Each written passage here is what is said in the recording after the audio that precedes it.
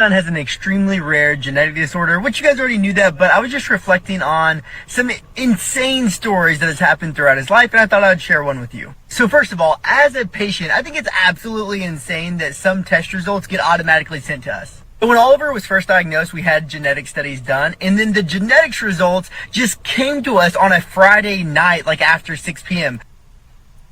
So, okay, yes, this does happen. I agree with you. It's a little insane. From a laboratory medicine perspective, what we end up in is this Cures Act conundrum, which is this act that was passed federally a few years ago.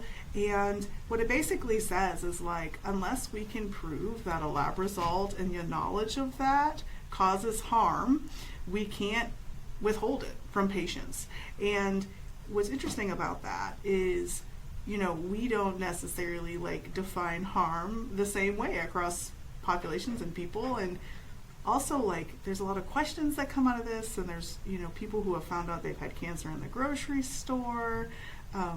It's just, it gets kind of crazy. Or like find out at home that your son has a genetic disorder, or your spouse is having, you know, this traumatic cancer diagnosis. So these things do happen, yes. The Cures Act is quote unquote to blame. The argument there for the proponents of it is that it's your data, it's your information, it's your son's information, so therefore he gets to know about it.